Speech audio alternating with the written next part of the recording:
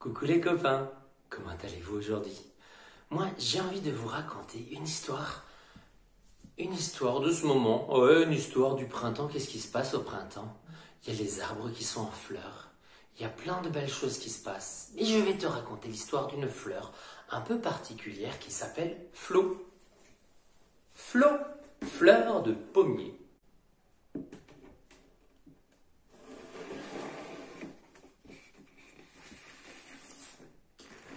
Dans le grand pommier en fleurs, Flo se réveille.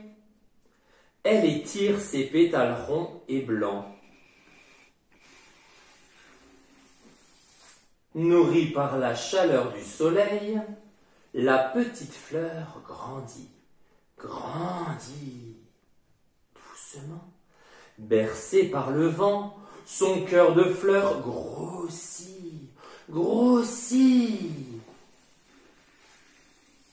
Un beau matin, Flo se rend compte, qu'elle est devenue une belle pomme toute rouge.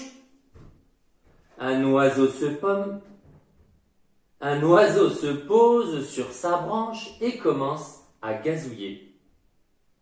Toute heureuse, Flo chante avec lui. Oh, comme la vie est jolie, comme la vie est jolie. L'oiseau, lui, c'est Flo qu'il trouve bien jolie. Un petit coup de bec. Comme elle est sucrée. Pic, pic. Mais Flo s'inquiète. Arrête, tu vas me faire tomber. Trop tard. Flo tombe du pommier. Oh non, c'est fini, pense-t-elle. Mais non, ce n'est pas fini. Pouf! Flo atterrit dans l'herbe grasse. Un jeune garçon passe par là, ramasse la pomme et la met dans son petit panier.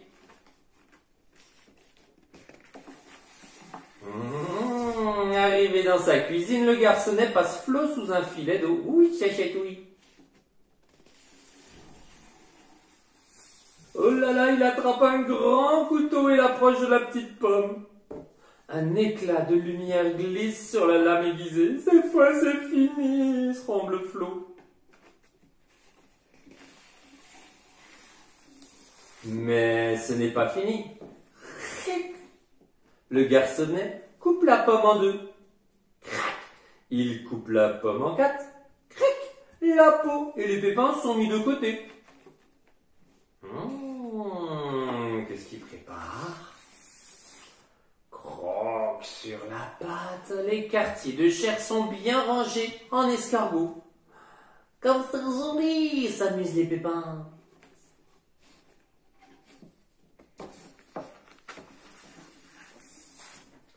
Le jeune garçon ouvre le four et y dépose le moule.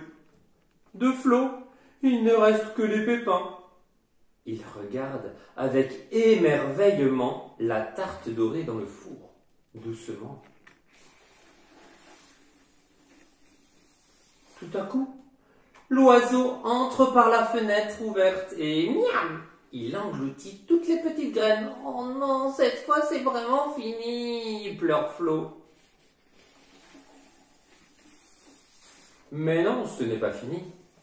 Dans le ventre de l'oiseau, il fait bien chaud. Quand il s'envole, Flo, bercé, s'endort. Soudain, c'est la chute.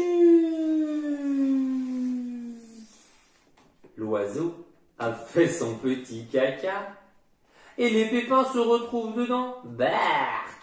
Mais Flo est quand même bien contente quand elle atterrit sur le sol. Ouf! Sauvée! Et maintenant, oh là là, Flo s'ennuie. Elle trouve le temps long quand, plic, une goutte la fait sursauter, ploc. Une autre lui tombe sur la tête, plic. Et c'est toute une averse qui se déverse.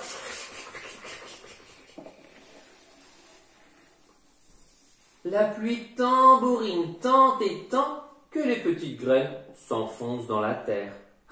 Il fait noir. Oh, il fait froid. Oh là là, cette fois c'est vraiment fini, soupire Flo. en fermant les yeux.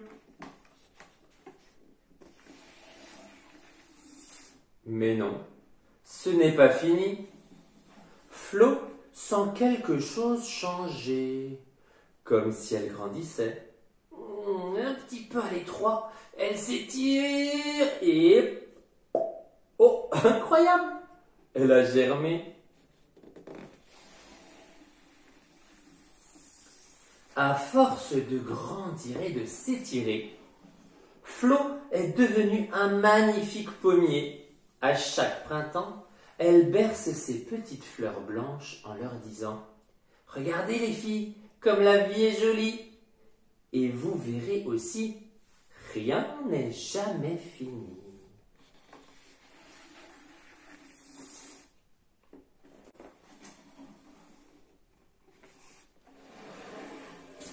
Et voilà, c'était l'histoire de Flo, fleur de pommier, écrite par Céline Monchou et très joliment illustrée par Estelle Sénectou. On a de toutes les deux déjà plein d'histoires que vous pouvez découvrir. Ah, cette histoire, elle est très jolie, elle va vous expliquer le cycle de la vie d'une pomme, de la petite fleur dans l'arbre, jusqu'à la tarte aux pommes, puis les petites graines qui font quoi?